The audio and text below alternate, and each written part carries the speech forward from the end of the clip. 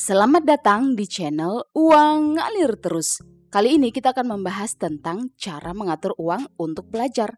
Jika kamu adalah pelajar dan pengen tahu cara mengatur uang dengan baik, video ini pas banget buat kamu nih. Gimana sih cara mengatur uang untuk pelajar? Apa langkah-langkah yang harus dilakukan agar bisa mengelola uang dengan baik? Dan apa sih manfaatnya belajar mengelola uang untuk pelajar?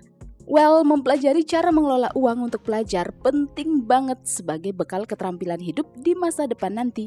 Belajar tentang cara mengelola uang dengan baik sejak kecil akan meningkatkan peluang kesuksesan di masa mendatang loh. Nggak hanya untuk mempersiapkan masa depan, mengetahui dasar-dasar finansial bikin kamu jadi lebih mandiri, bertanggung jawab, dan melatih disiplin diri. Untuk itu, yuk simak 10 prinsip dasar sebagai cara mengatur uang untuk belajar. Let's check them out. Yang pertama, catat berapa uang saku.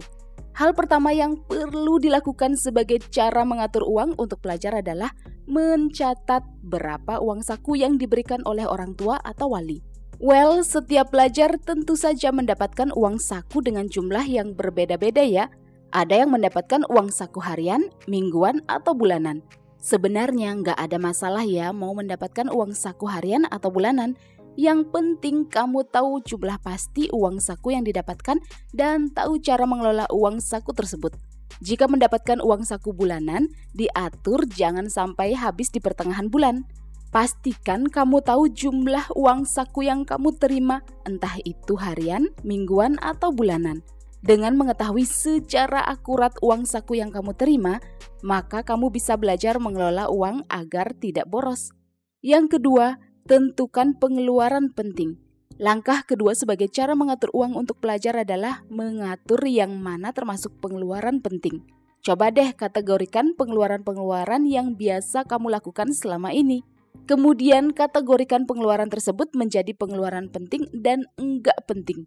Contoh pengeluaran penting adalah biaya transportasi jika kamu berangkat dan pulang sekolah naik transportasi umum atau sepeda motor, biaya makan baik itu di kantin sekolah maupun di luar sekolah, biaya membeli perlengkapan sekolah, dan sebagainya.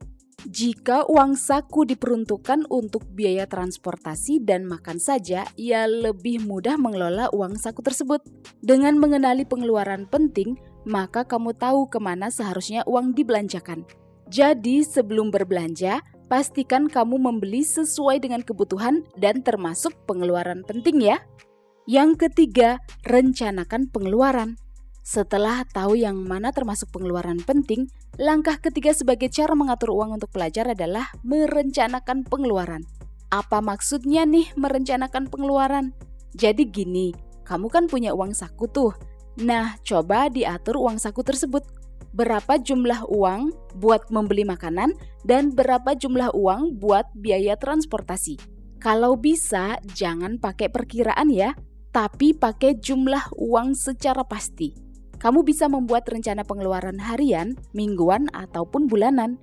Misalnya kamu punya uang saku Rp15.000 per hari dan kamu sekolah dari hari Senin sampai hari Sabtu.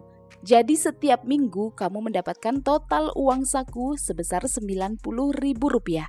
Misalnya alokasi uang untuk biaya transportasi adalah Rp35.000 seminggu. Dan untuk makan kamu alokasikan Rp45.000 seminggu. Jadi kamu masih punya sisa uang Rp10.000 untuk ditabung setiap minggu. Nah, itu adalah salah satu contoh cara merencanakan pengeluaran untuk pelajar. Yang keempat, gunakan sistem amplop. Setelah bikin rencana pengeluaran, langkah berikutnya sebagai cara mengelola uang untuk pelajar adalah menggunakan sistem amplop. Ini lumayan efektif loh untuk mengatur uang saku yang kamu miliki. Sistem amplop ini sangat bermanfaat buat pelajar yang punya uang saku mingguan atau bulanan. Sistem amplop artinya memisahkan uang fisik ke beberapa amplop sesuai dengan kategori pengeluaran. Cara ini dapat membantumu untuk mengatur uang dengan efektif loh. Misalnya, kamu punya 3 kategori dana yaitu transportasi, makan, dan tabungan. Nah, bikin 3 amplop dan tulis kategori dana untuk setiap amplop. Lalu alokasikan dana untuk masing-masing amplop. Usahakan supaya amplop enggak kosong sampai batas waktu tertentu ya. Yang kelima, catat pengeluaran. Langkah selanjutnya sebagai cara mengatur uang untuk pelajar adalah mencatat pengeluaran. Yes, setelah bikin sistem amplop, buat catatan pengeluaran. Setiap kali kamu membelanjakan uang saku, ingat dicatat. Jangan sampai terlewat ya. Kenapa mencatat pengeluaran itu penting? Nah, dengan memiliki catatan pengeluaran, maka kamu akan tahu berapa saja uang yang dibelanjakan dan untuk apa saja uang tersebut dihabiskan. Dengan terbiasa mencatat, kamu akan tahu pola dan kebiasaan berbelanja. Catatan ini akan sangat membantumu untuk mengetahui pengeluaran apa yang terlalu banyak sehingga bisa dihemat. Jadi kita bisa tahu apa yang harus dilakukan agar enggak boros. Yang keenam, membandingkan harga sebelum berbelanja. Yes, membandingkan harga adalah salah satu cara mengelola uang untuk pelajar. Ini adalah strategi yang pas banget dilakukan supaya kita mendapatkan harga terbaik. Cara ini juga bikin kita sadar tentang harga barang yang kita beli. Apakah termasuk mahal atau murah? Ya, memang mahal atau murah itu relatif. Buat kita mahal, belum tentu mahal juga buat orang lain. Untuk itu, kamu perlu tahu apakah sebuah barang layak dibeli dengan melihat harganya sesuai dengan kantong kita atau enggak. Nah, sebelum membeli barang, kamu perlu membandingkan harganya. Cari tahu harga baik secara online maupun offline. Hal ini membuatmu mendapatkan harga terbaik. Jadinya kamu bisa mengelola uang saku dengan baik deh. Yang ketujuh, hindari pengeluaran yang tidak perlu. Hal penting berikutnya yang perlu dilakukan sebagai cara mengatur uang untuk pelajar adalah menghindari pengeluaran yang tidak perlu. Konsep ini harus dipegang sejak dini loh. Dan beruntung banget kamu yang masih menonton video ini. Yes, belajar menghindari pengeluaran yang tidak perlu akan sangat memudahkanmu di masa depan loh. Saat kamu berpenghasilan sendiri di masa depan nanti, kamu akan terbiasa untuk mengutamakan pengeluaran penting. Yakin deh jika menerapkannya dari sekarang, kamu termasuk calon orang sukses di masa depan. Sebelum membeli barang, kamu perlu beri waktu untuk berpikir apakah barang itu perlu atau enggak. Tanyakan kepada diri sendiri apakah barang itu akan memberikan manfaat besar untukmu sebagai pelajar.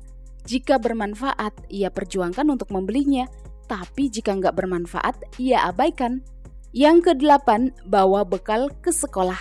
Nah, hal berikutnya yang bisa kamu lakukan untuk mengelola uang saku adalah membawa bekal ke sekolah. Ini adalah salah satu kebiasaan baik yang bikin kamu menghemat uang saku. Bawa bekal makanan dan botol air minum dari rumah akan membuatmu hemat banyak banget loh. Ini bukan berarti kamu nggak belanja di kantin sama sekali ya. Jika kamu ingin belanja di kantin, ya boleh saja. Tapi ingat, kamu harus punya alokasi dana untuk belanja di kantin. Jangan sampai kamu bawa bekal dari rumah, namun uang juga tetap habis buat belanja makanan. Ya sama aja dong kalau gitu. Yang kesembilan, manfaatkan diskon untuk belajar. Cara mengelola uang untuk pelajar berikutnya adalah memanfaatkan diskon untuk pelajar. Yap, ini adalah salah satu cara cerdas dalam mengelola uang saku. Biasanya pelajar dapat keuntungan berupa diskon saat membeli sebuah barang. Nah, manfaatkan hal ini ya. Saat belanja di sebuah toko atau supermarket, tanyakan apakah ada diskon khusus pelajar. Jangan lupa untuk membawa kartu pelajar saat berbelanja. Kartu pelajar adalah kartu sakti yang dapat digunakan untuk mendapatkan diskon khusus pelajar. Dengan memanfaatkan diskon ini, kamu dapat mengurangi pengeluaran deh. Jadinya kamu bisa hemat dan menggunakan uang untuk kebutuhan lainnya, misalnya menabung. Yuk kita lanjut ke poin yang ke-10 yaitu belajar menabung untuk tujuan finansial. Ini adalah cara mengelola uang untuk pelajar yang terakhir yaitu belajar menabung. Yes, ini memang tips mengatur keuangan yang terakhir tapi amat sangat penting dilakukan. Apakah kamu punya tujuan finansial? Jika belum punya, coba deh bikin satu tujuan finansial. Misalnya membeli sebuah barang yang kamu inginkan selama ini. Mulailah dengan barang yang harganya terjangkau dulu ya. Barang yang bisa kamu beli dengan menabung selama 3-6 bulan. Atau misalnya sekolahmu akan tamasya 2 tahun lagi. Nah, ini bisa menjadi salah satu tujuan menabung. Mulailah menabung dari sekarang. Setelah tercapai satu tujuan finansial, kamu akan lebih semangat lagi buat menabung. Selain itu, belajar menabung untuk tujuan finansial sangat bermanfaat loh untuk kehidupan masa depan nanti. Well, itulah 10 cara mengatur uang untuk pelajar. Apakah kamu punya cara lain untuk mengatur uang? Atau ingin request hal-hal yang mau kita bahas di channel Uang Ngalir Terus? Silakan komen di bawah ya. Silakan like dan share video ini jika bermanfaat dan subscribe untuk mendapatkan update video-video berikutnya. Sampai jumpa di pembahasan berikutnya di channel Uang Ngalir Terus.